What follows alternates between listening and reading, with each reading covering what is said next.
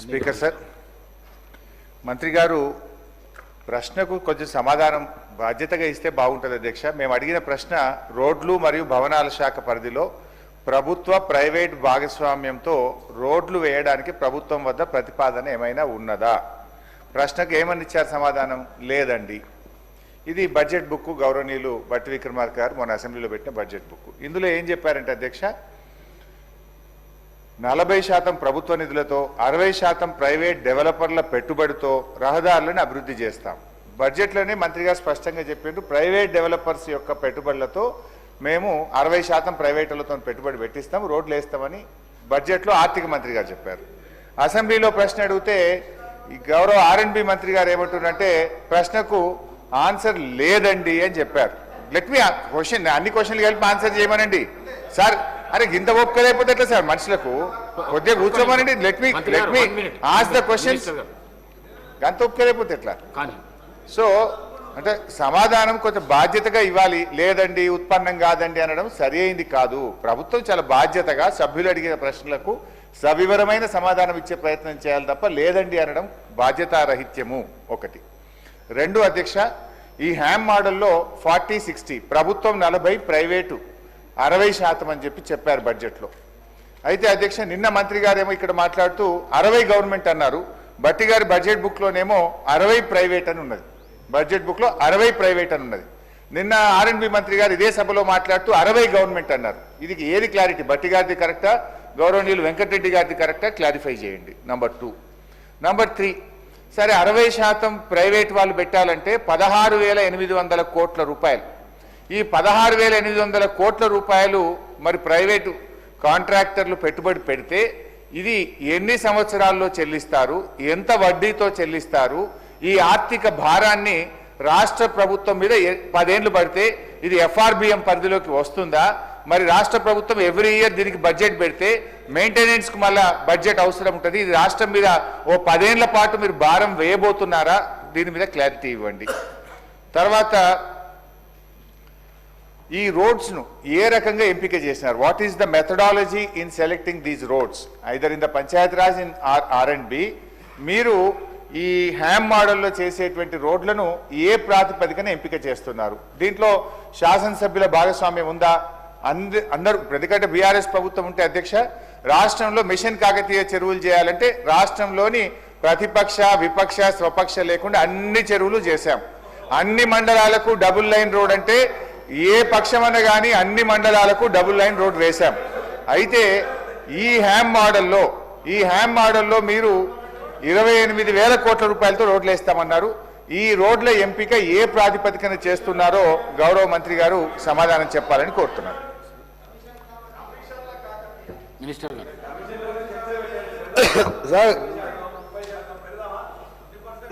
Sir మన గౌరవనీయులు senior శాసనసభ్యులు హరీష్ రావు గారు, మీరు మీ ప్రశ్నలో ఒకసారి మీ ప్రశ్న మళ్ళొకసారి చదువుకోండి. రోడ్లు మరియు భవనాల శాఖ పరిధిలో ప్రభుత్వ ప్రైవేట్ భాగస్వామ్య విధానంలో నమూనాలో మీరు వేసింది మీకు చదువుతున్నారు. విధానంలో రోడ్లు వేయడానికి ప్రభుత్వం వద్ద ఏదైనా ప్రతిపాదన ఉందా అని వారు వేసిన ప్రశ్న ఇది. ఆయన సమాధానం బాగలేదు మంత్రి గారిది, మొత్తం నేను అడిగింది వేరను.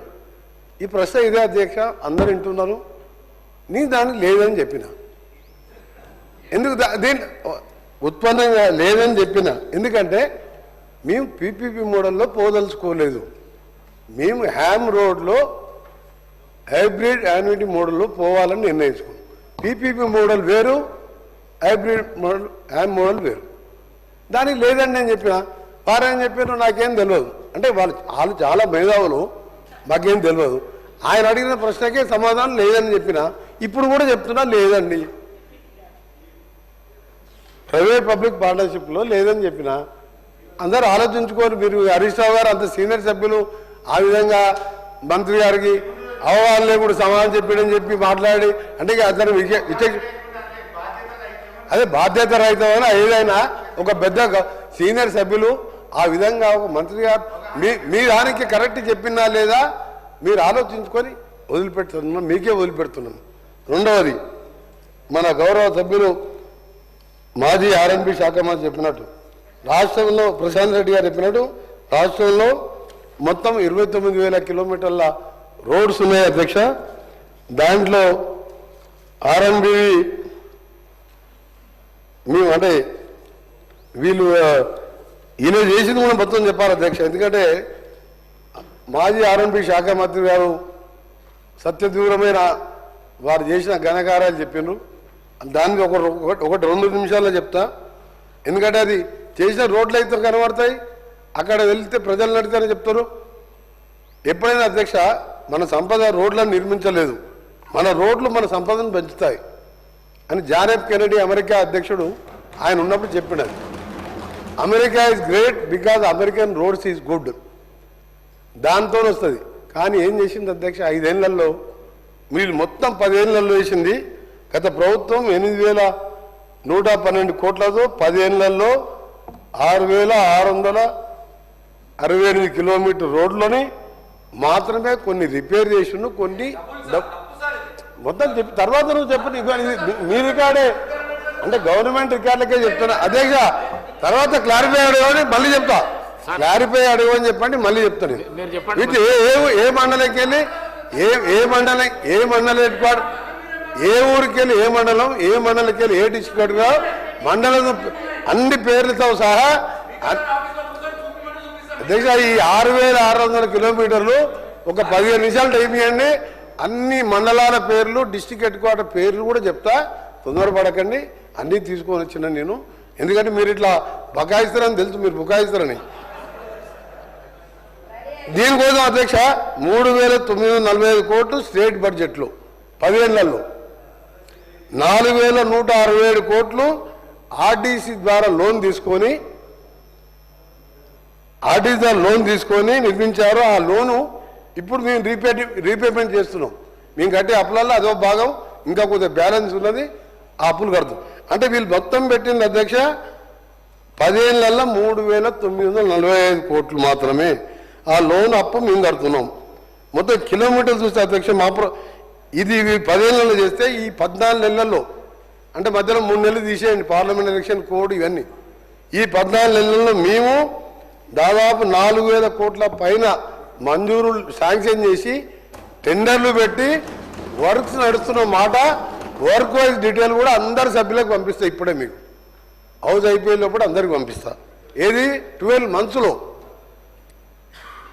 10 ఏళ్లలో నిర్మించిన రోడ్లని 1 సంవత్సరంలో మేము పూర్తి చేసినాం. ఇది ఎక్కువ మేము చేస్తాం కానీ పని ఎక్కువ చెప్పుకోం అధ్యక్ష. వాళ్ళేమో తక్కువ చేస్తారు, ఎక్కువ చెప్పుకుంటారు.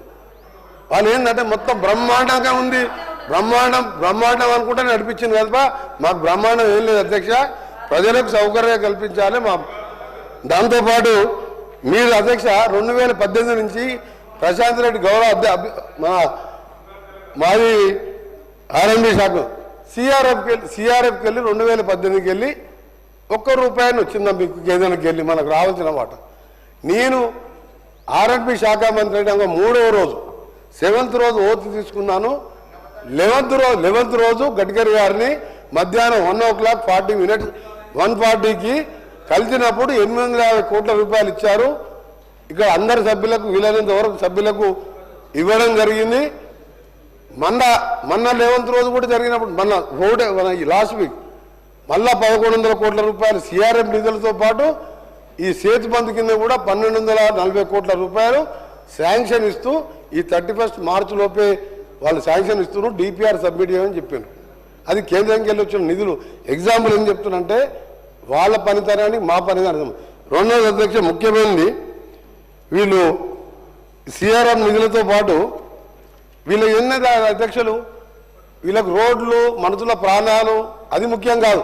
పెద్ద బిల్డింగులు ఉండాలి, బ్రహ్మాండంగా కలెక్టర్ ఆఫీసులు ఉండాలి, పోలీసులకు ఏసీ వెహికల్ ఉండాలి. దాని మీద ఉన్న ధ్యాస రోడ్ల మీద లేదు అధ్యక్ష. ఎందుకంటే రోడ్లు అనేది ఒక ఇంట్లో ఒక మనిషి పోతే ఆ కుటుంబం వీధిన పాలు పడుతుంది. ఎన్ని వేల మంది చనిపోయినా 10 ఏళ్లలో మీరు వేసిన నిర్వాహకం చెప్పినా, 12 నెలల్లో మేము చేసింది చెప్పినా, ఇంకా ఒకటి మీరు బాగా ఆలోచించుకోవాలి అధ్యక్ష, ఇది చాలా సీరియస్ విషయం. ఎందుకంటే రోడ్ సబ్జెక్ట్ అనేది ఏంటంటే ఎన్ని మనం వెల్ఫేర్ స్కీమ్స్ ఇచ్చినా ఎన్ని ఏమి ఇచ్చినా ఆ మనిషి ఇవ్వాలి. ప్రతి ఒక్కరు 2 వీలర్స్ ఉన్నాయి, ప్రతి ఇంట్లో 3-4 వెహికల్స్ ఉన్నాయి, కార్లు ఉన్నాయి, ట్రాఫిక్ పెరిగింది. ఈ సమయంలో రోడ్లు ఇంపార్టెంట్. ఒక పెద్ద నేను భువనగిరి పార్లమెంటు మెంబర్గా ఎన్నికైనప్పుడు వయా ఉప్పల్ ఎలివేటెడ్ కారిడార్ మీదుగా నేను భువనగిరికి వెళ్ళి అటుకెళ్ళి జనగాం, చేరియాల, సిద్దిపేట పోయేవాడిని. అంతకుముందే స్టార్ట్ అయింది అది. నా ఎంపీ టర్మ్ అయిపోయింది. ఇప్పుడు ఏ స్టైల్ ఉంది అధ్యక్ష, నీ మినిస్టర్ కాకముందు పిల్లలు లేచి వదిలిపెట్టారు కింద రోడ్ల గుంతలు. ఆ గుంతలలో పడి భార్య భర్త 2 చనిపోయారు. అంబులెన్సులు పోవు. దాని తర్వాత నేను, మా స్పెషల్ సెక్రటరీ గారు, మా సెక్రటరీ గారు, ఏఎన్సీ గారు, అది మీ నిర్వాహకం చెప్తారు. ఒకసారి చెప్పాలా, మీరు 8,000 కిలోమీటర్లు వేసినారు. మేము చేసిన 12 నెలల్లో ఈరోజు అధ్యక్ష మీరు వాళ్ళని రమ్మంటే హరీష్ రావు గారు వస్తారా, ప్రశాంత్ రెడ్డి గారు వస్తారా? ఇక్కడి నుంచి మనం పోదాం. నేను దాన్ని క్లోజ్ చేయకుండా 4-5 సార్లు నేను అక్కడికి వెళ్ళి, అక్కడ ఢిల్లీకి వెళ్ళి గడ్కరీ గారిని కలిసి, నేషనల్ హైవే చైర్మన్ కలిసి క్లోజ్ చేసి రీటెండర్ పెడితే మళ్ళీ 2 ఇయర్స్ పడుతుంది. అంటే ఆ కాంట్రాక్టర్ని వచ్చి ఎస్క్రూ అకౌంట్ ద్వారా వేరే వాళ్ళతో మాట్లాడి 1 మంత్లో 4 స్లాబ్లు వేసి, నెక్స్ట్ మంత్ మరొక 3 స్లాబ్లు వేసి 18 మంత్స్లో కంప్లీట్ చేస్తున్నాం అధ్యక్ష. Uppal elevated corridor. ఇది యాదగిరిగుట్ట, భువనగిరి హెడ్ క్వార్టర్, జనగాం జిల్లా హెడ్ క్వార్టర్, స్టేషన్ గన్పూర్ నుంచి వరంగల్ మహానగరం పోయే టెక్స్టైల్ పార్క్. నీ దగ్గర క్వశ్చన్ కాదు, మీరు మొదట నేను చెప్పింది మీరు అధ్యక్ష, నేను నీ అధ్యక్ష ఫస్ట్ చెప్పినప్పుడు మీరు మాట్లాడే మాట కొద్దిగా బాధ అనిపించింది. హరీష్ రావు గారు, మీరు ఎప్పుడైనా మీరు ఇంత సీనియర్ జాబ్ అట్లా అనుకుంటే నేను అనుకోలేదు. ఎందుకంటే మీరు వేసిన క్వశ్చన్కే నేను ఆన్సర్ చెప్పిన. మీరు ఆ విధంగా మీరు పీపీపీ మోడల్ అంటే లేదని చెప్పిన. హ్యామ్ రోడ్ మీద అధ్యక్ష క్లియర్గా చెప్తున్నా, 40% నెక్స్ట్ ఏప్రిల్ 2nd వీక్లో దాని మీద ఇప్పటికే చాలా రోజులు వర్కౌట్ చేస్తున్నాం. మా స్పెషల్ సెక్రటరీ గారు ఇది వేసే రాష్ట్రాల్లో మహారాష్ట్ర, కర్ణాటక వెళ్ళి రావడం జరిగింది. దాని మీద మొత్తం కూడా మా స్పెషల్ సెక్రటరీ గారు, మొత్తం స్పెషల్ సిఎస్ గారు ఇదే పని మీద రెగ్యులర్గా వర్కౌట్ చేస్తూ, ఈ రోడ్లు అనేది చాలా ముఖ్యమైన విషయం కాబట్టి దానికి సంబంధించిన ప్రక్రియ ఏప్రిల్ 2nd వీక్లో ముగిస్తే మా ఫైనాన్స్ మినిస్టర్ గారు ఇప్పటికే మన హ్యామ్ సంబంధించి 300 కోట్లు బడ్జెట్లో కూడా పెట్టడం జరిగింది. మన ఎమర్జెన్సీ రిపేర్ కింద 500 కోట్లు ఇవ్వడం జరిగింది. దీన్ని మే ఎండ్లో టెండర్ ప్రాసెస్ మొదలుపెట్టి ఓల్డ్ డిస్ట్రిక్ట్ వైజ్గా టెండర్లు పిలిచి, మీరు ఏ విధంగా ఇస్తానన్నారు కాబట్టి ఓల్డ్ విధంగా కాంపిటేటివ్ ఓపెన్ బిడ్డింగ్ టెండర్లు పిలిచి దాన్ని 3 మంత్స్లో మ్యాక్సిమం పెట్టుకున్నాం. 1 మంత్ డిలే అయినా సరే దీన్ని ఒక రోల్ మోడల్గా మండల్ హెడ్ క్వార్టర్కి వెళ్ళి జిల్లా హెడ్ క్వార్టర్కు మా శాఖ ద్వారా, అలాగే మా గౌరవ మంత్రివర్గ పంచాయతీరాజ్ శాఖ ద్వారా గ్రామాలకు వెళ్ళి మండల్ హెడ్ క్వార్టర్కి సింగిల్ బీటీ రోడ్స్ ప్రతి ఒక్క తండాకు గ్రామ పంచాయతీలు ఏర్పాటు చేసినాం. మట్టి రోడ్లు లేవు, మెటల్ రోడ్లు లేవు, బీటీ రోడ్లు లేవు. అవి కూడా కలుపుకుంటూ ఇవన్నీ ఒక ప్లానింగ్తో ముందు పోతున్నాం. ఈ ప్లానింగ్ అంతా కూడా ఒక డిసెంబర్ వరకు ఇవన్నీ స్టార్ట్ అయినప్పుడు అప్పుడు మీకు అర్థమవుతుంది మీకు మాకు తేడా అయింది. అందుకని మీరు మీ అందరినీ కూడా రిక్వెస్ట్ చేస్తున్నాం, రీజనల్ లింక్ రోడ్ 2017లో గెజెట్ ఇస్తే దాని గురించి పట్టించుకోలే. ఆ దానికి సంబంధించి 1500 కోట్లు మా గౌరవ డిప్యూటీ సీఎం గారు వెంటనే ల్యాండ్ ఎక్విటీ డిపాజిట్ చేయడం జరిగింది. టెండర్లు పిలిచిండు, క్యాబినెట్ ఆమోదం కాక అది ఆగిపోయింది. మన గడ్కరీ గారు చెప్పిను 3rd మంత్లో ఆ టెండర్లు ఓపెన్ చేసి నార్థన్ పార్ట్ స్టార్ట్ చేస్తాం. ఆ తర్వాత సదరన్ పార్ట్ సంబంధించిన అలైన్మెంట్ పంపమని చెప్పిను. కన్సల్టెంట్ని నియమించాం, దాన్ని కూడా పంపడం జరుగుతుంది. సైమల్టేనియస్గా దాన్ని కూడా టేకప్ చేస్తాం. రెండవది అధ్యక్ష, మీ ముఖ్యంగా మా సభ్యులందరికీ కూడా చెప్పేది, మీ ఇక్కడ రోడ్ల విషయంలో ఇప్పుడు హ్యామ్ రోడ్ ఎందుకు చేస్తున్నా అంటే ప్రతి ఎమ్మెల్యే వచ్చి ఈ రోడ్డు కావాలి ఆ రోడ్డు కావాలని కాదు, కంప్లీట్గా వాళ్ళు కూడా అడిగారు. మా రీజనల్ రింగ్ రోడ్ వస్తే దాదాపు 50-55% తెలంగాణ కవర్ అవుతుంది కాబట్టి ప్రతి గ్రామం మండలికి వెళ్ళి వచ్చే రోడ్లు డబుల్ రోడ్ ఉండాలి. ఆ విధంగా ఒక కార్యాచరణతో పోతున్నాం. గౌరవ హరీష్ రావు గారు కూడా రిక్వెస్ట్ చేస్తున్నా, మీరు మాకు ఎక్కువ పని పని ఎక్కువ చేస్తాం కానీ మీలాగా ఎక్కువ మాట్లాడలేము. ఇంకా మీకు దేవుడు ఇచ్చిన వరం ఏంటంటే అబద్ధాలు అడుగుతూ కానీ ఆ మావకు అల్లుడికి కొడుకు ఏంటంటే అటాక్ చేయడం ఉల్టా రివర్స్ ఫస్ట్ అటాక్ చేస్తే మన తప్పులు కప్పించుకోవద్దని అరే ఉప్పల్ ఎలివేటెడ్ కారిడార్ 7 కిలోమీటర్లు కట్టడం వాళ్ళు మీరు ఏం చేస్తారా?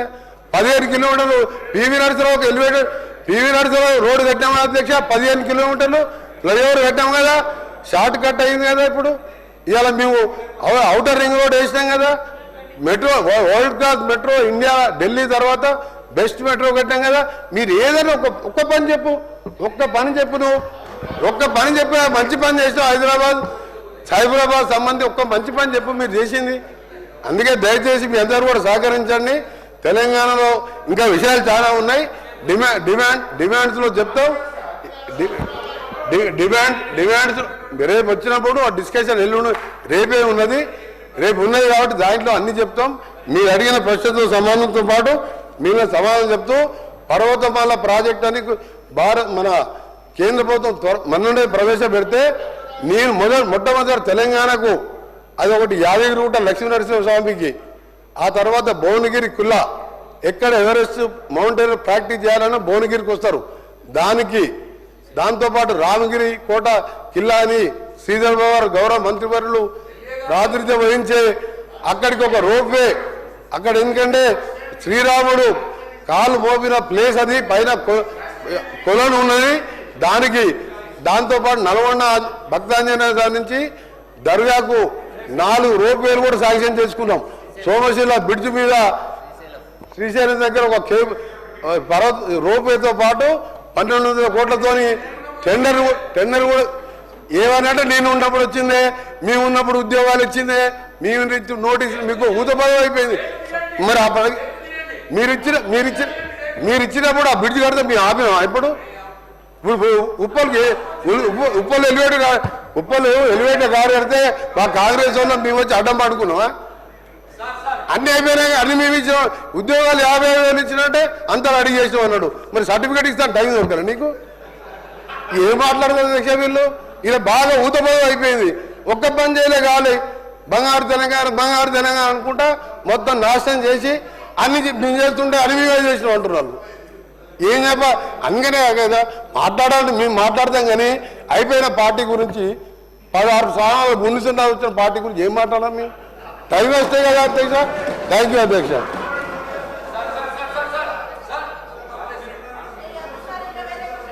మురళీనాయక్ గారు. అధ్యక్ష మా మహబూబాబాద్ నియోజకవర్గం గురించి, మా నెల్లికూదురు మండలంలో కొంచెం రోడ్ల పరిస్థితి గురించి మాట్లాడే అవకాశం ఇచ్చినందుకు మీకు ప్రత్యేక ధన్యవాదాలు అధ్యక్ష. నెల్లికూదురు మండలంలో గతంలో కాంగ్రెస్ ప్రభుత్వం ఉన్నప్పుడు నెల్లికూదురు మండలం ఆలేరు గ్రామం నుంచి చిన్న ముప్పారం నుంచి రాజుల కొత్తపల్లి